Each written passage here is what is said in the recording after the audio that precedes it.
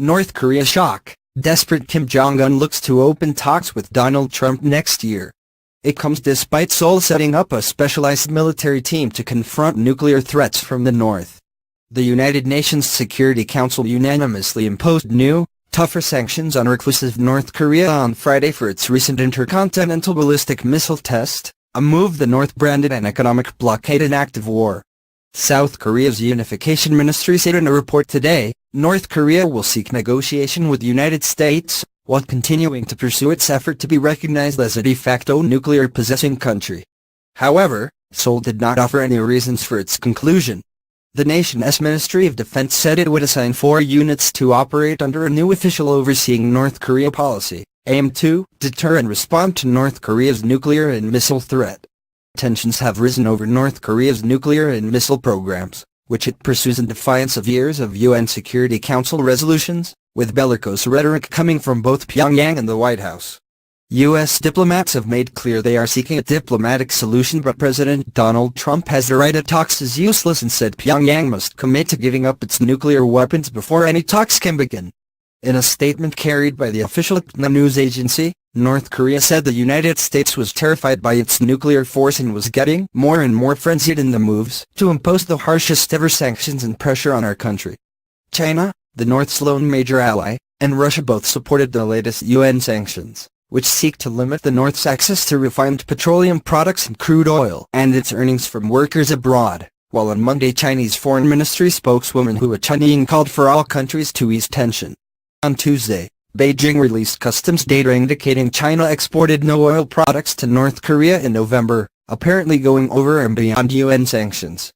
China, the main source of North Korea's fuel, did not export any gasoline, jet fuel, diesel or fuel oil to its neighbor last month, data from the General Administration of Customs showed.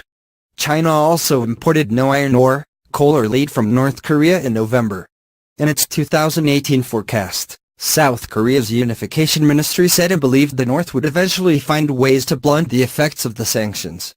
The report said, countermeasures will be orchestrated to deal with the effects, including cuts in trade volume and foreign currency inflow, lack of supplies, and reduced production in each part of the economy. The latest round of sanctions was prompted by the November 29 test of what North Korea said was an intercontinental ballistic missile that put the U.S. mainland within range of its nuclear weapons. The Jonggangilbo daily newspaper, citing an unnamed South Korean government official, reported on Tuesday that North Korea could also be preparing to launch a satellite into space.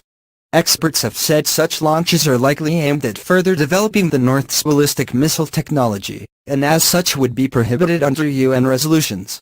The North Korean Rodongsinmun newspaper said on Monday, saying that peaceful space development is a legitimate right of a sovereign state. North Korea regularly threatens to destroy South Korea, the United States and Japan, and says its weapons are necessary to counter U.S. aggression.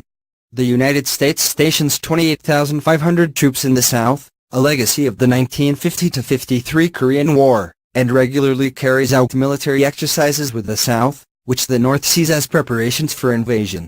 North Korea is also under pressure due to China abiding by strict sanctions against the hermit state. Figures show the Asian superpower exported no oil products to its controversial neighbor in November. That came in the month Donald Trump asked President Xi Jinping to help pile pressure on North Korea to stop weapons testing. The sole claims of North Korea seeking talks come after Russia warned tens of thousands of U.S. citizens could die if conflict in the region breaks out.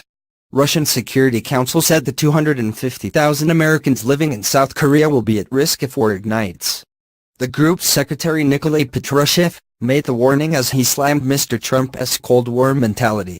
He said, "The United States is not accustomed to regarding the lives of other countries' citizens to achieve its goals." However, Washington certainly cannot fail to take into account the fact that 250,000 Americans live in South Korea. In the event of large-scale military operations on the Korean peninsula, tens of thousands of U.S. citizens will die.